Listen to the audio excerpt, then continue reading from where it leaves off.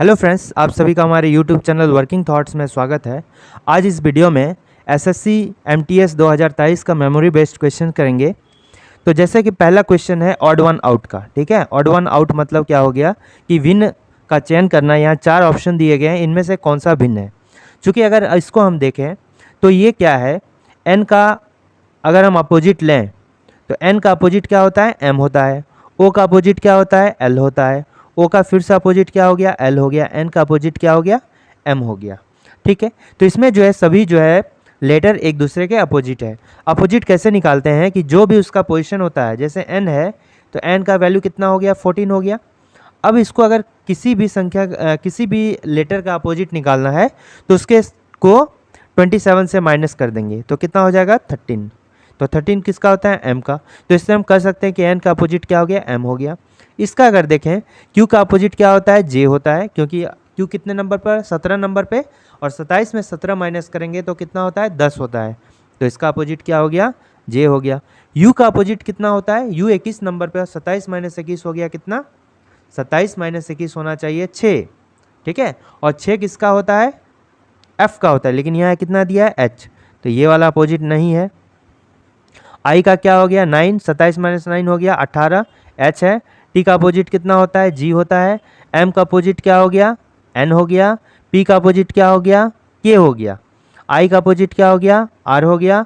Are का opposite क्या हो गया, आई हो गया। उसी तरह बी का अपोजिट अगर बोलें, बी दूसरे पर होता है, 27 माइनस 2 25, जो कि एक्स का है, यानी बी और एक्स आपस में अपोजिट है। उसी तरह ए का अपोजिट जेड, टी का अपोजिट जी, और एच का अपोजिट क्या होता है, एस। यानी कि इसमें, इसमें और इसमें ये जो होता है, तीनों में एक दूसरे के अपोजिट लेटर दिए गए हैं, लेकिन इसमें भी यू को छोड़ के बाद बाकी सभी लेटर अपोजिट हैं, इसलिए ये पूरी तरह से अपोजिट नहीं है। इसलिए ये क्या है, ऑड है। ठीक है, इसलिए ये ऑड हो गया, ये गलत हो गया।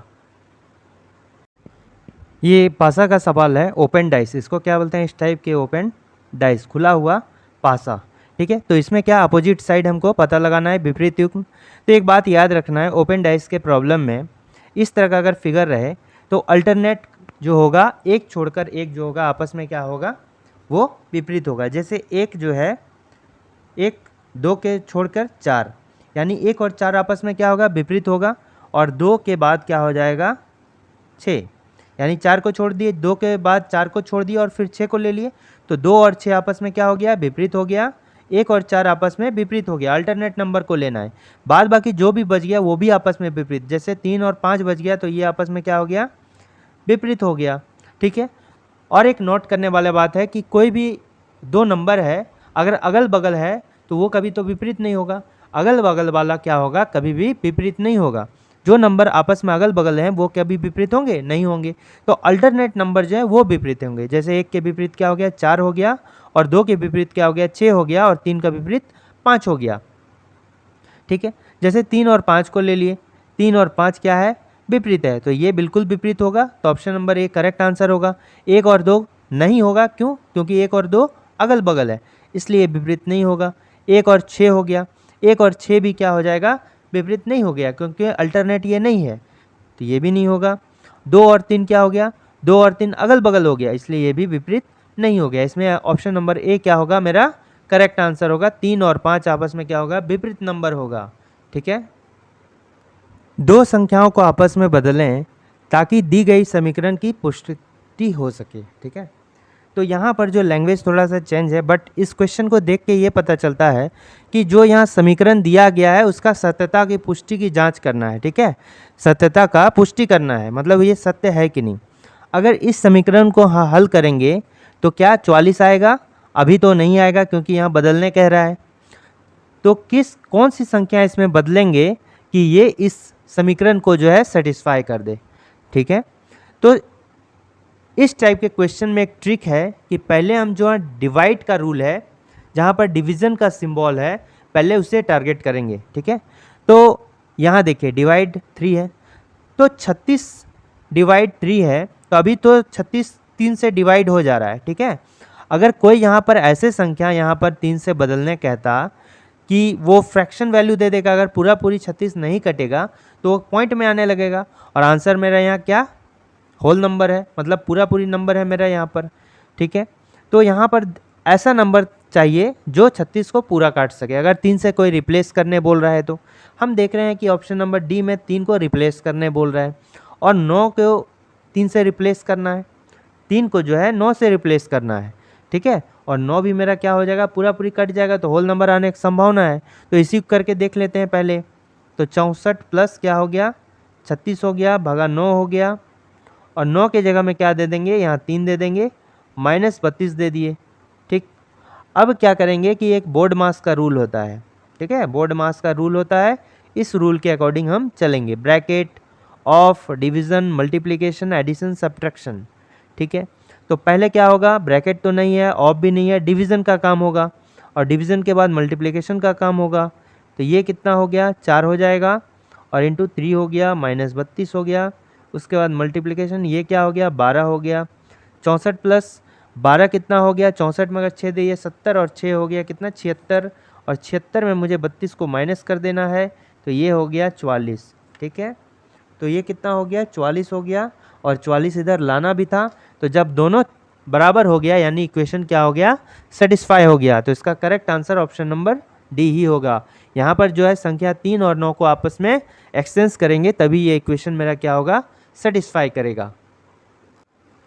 नेक्स्ट क्वेश्चन कह रहा है कि 1 जनवरी 2006 को रविवार था, तो 1 जनवरी 2010 को कौन सा दिन होगा, ठीक है। ये कैलेंडर का क्वेश्चन है और बहुत ही इंपॉर्टेंट क्वेश्चन है। तो जैसा कि देखते हैं कि यहाँ पर डेट और मेरा मंथ क्या है, सेम है, ठीक है। दोनों में डेट और मंथ सेम है, इसलिए डेट और मंथ को क्या करेंगे, जब सेम रहेगा तो छोड़ देंगे। तो यहाँ पर कितना हो गया, 2006 हो गया, और फिर 2010 हो गया, ठीक है। इन दोनों के बीच में कितना का डिफरेंस है, 4 ईयर्स का डिफरेंस है, 4 ईयर्स का डिफरेंस है, ठीक है। अब 4 ईयर्स में जो है कितना, एक हो गया लीप ईयर होगा, और 3 जो होगा नॉन लीप ईयर होगा, नॉन लीप ईयर होगा, ठीक है। एक लीप ईयर हो गया और 3 मेरा क्या हो गया, नॉन लीप ईयर हो गया, ठीक है। कैसे, क्योंकि 4 को अगर हम 4 से डिवाइड देंगे तो एक बार में तो कट जाएगा, ठीक है। तो 1 जो हो गया मेरा लीप ईयर हो गया, और 3 मेरा क्या हो गया, नॉन लीप ईयर हो जाएगा, क्योंकि यहाँ पर 2008 एक ऐसा ईयर है जो कि लीप ईयर है, इसलिए एक लीप ईयर हो गया, 3 नॉन लीप ईयर हो गया। और लीप ईयर में मेरा जो ऑड डेज की संख्या होती है वो कितनी होती है, 2 होती है, इसलिए ये क्या 2 से मल्टीप्लाई कर दिए। और नॉन लीप ईयर में जो है कितनी होती है, 1 होती है, इसको 1 से मल्टीप्लाई कर दिए। तो यहाँ कितना हो गया, 3 हो गया, और यहाँ कितना हो गया, सॉरी यहाँ कितना हो गया, 2 हो गया, और यहाँ पर 3 हो गया, यानी टोटल ऑड डे कितना हो गया, 5 हो गया, ठीक है। अब इस 5 को अगर 7 से मल्टीप्लाई करेंगे तो रिमेनिंग मेरा कितना आएगा।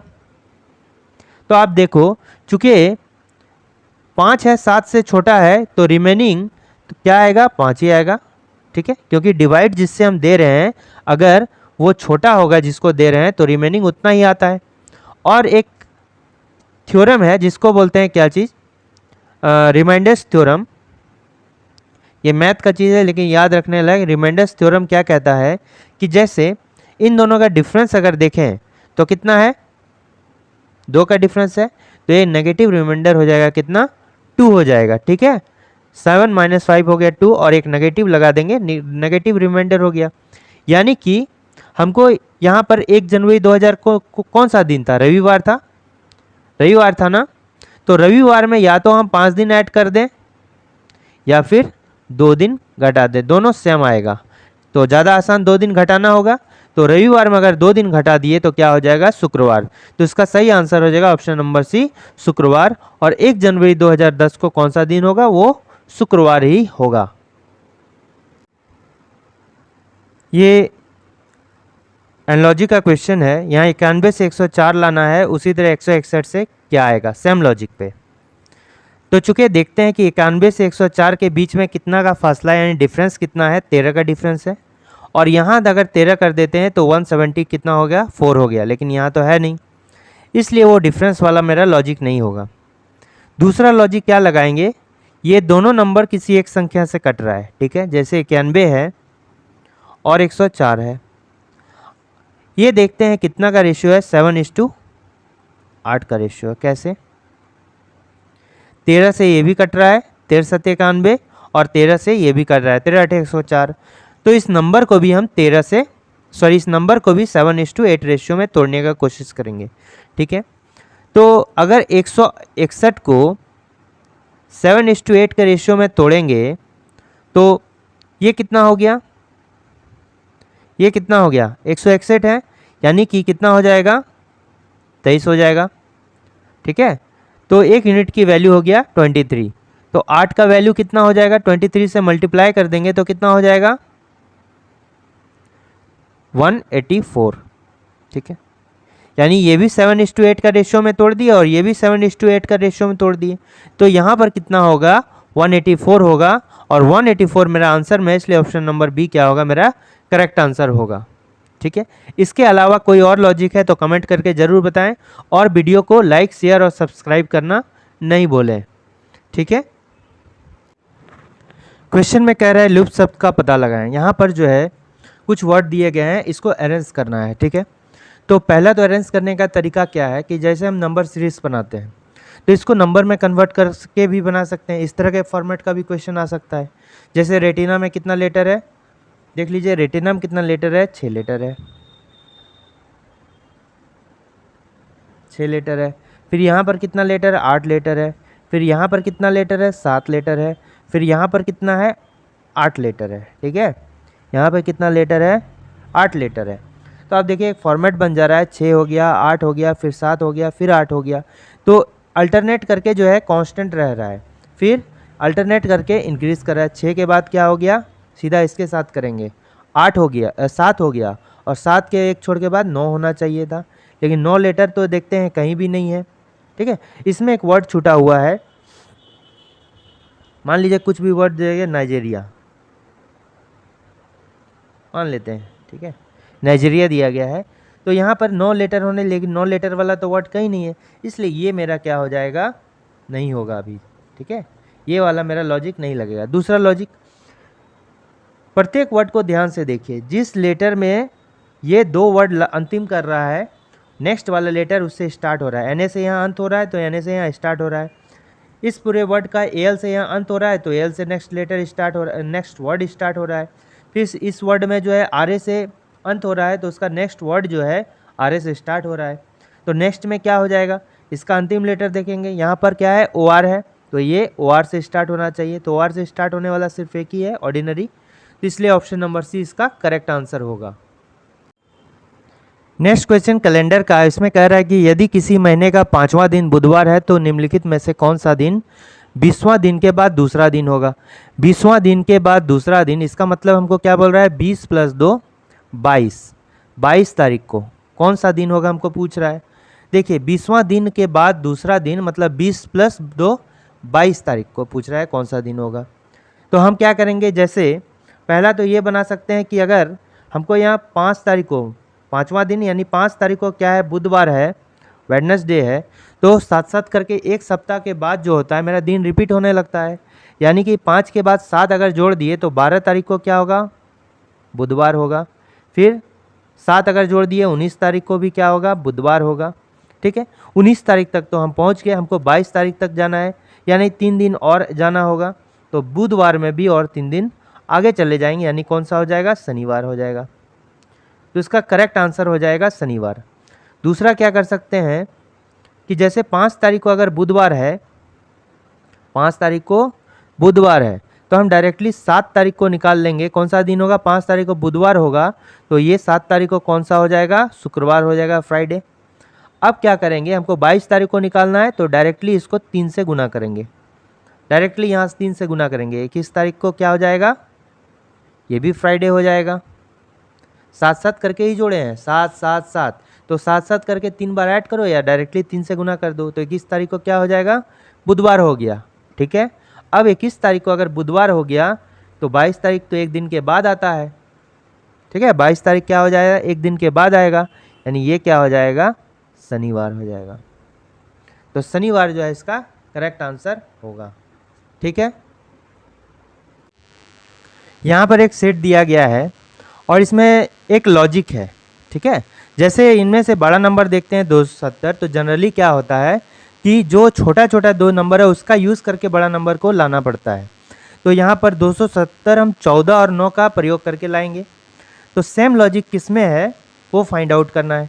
पहले तो इसमें लॉजिक ढूंढना पड़ेगा कि 277 है और 14 है और 9 है, ठीक है। अब देखते हैं 14 और 9 का जो है प्रयोग करके अगर 270 लाना चाहें तो कैसे होगा। इन दोनों को गुना करेंगे तो होगा नहीं, 126 ही आएगा, लेकिन ये तो उससे बहुत बड़ा नंबर है, तो हो सकता है स्क्वायर और क्यूब का यूज़ हो जाए। तो पहले स्क्वायर करके ही देखते हैं, ठीक है। तो अलग अलग करते हैं, 14 पर स्क्वायर हो गया प्लस 9 का स्क्वायर हो गया। 14 पर स्क्वायर कितना हो गया 196 और ये हो गया 81। अगर दोनों को ऐड करेंगे तो हो जाएगा 277। ये मेरा लॉजिक हो गया, ठीक है। सेम लॉजिक किस में होगा, 15 पर स्क्वायर करेंगे तो यहाँ कितना हो गया 225 और ये हो गया 64, ठीक है। और यूनिट डिजिट को अगर ऐड करके देखते हैं तो 9 आना चाहिए, लेकिन यहाँ पर कितना है 8 है। इसमें कितना 144 होना चाहिए, इसका हो गया 144 और इसका कितना 169, 9 और 4 13, इसका आ सकता है, ठीक है। तो अगर यहाँ पर करके देखते हैं कि 144 हो गया और 169 हो गया, ये तो हो गया 30 और ये कितना हो गया 31 और यहाँ 3, तो ये मेरा करेक्ट आंसर हो जाएगा। बाद बाकी तो गलत होना ही है। Option number B is the correct answer.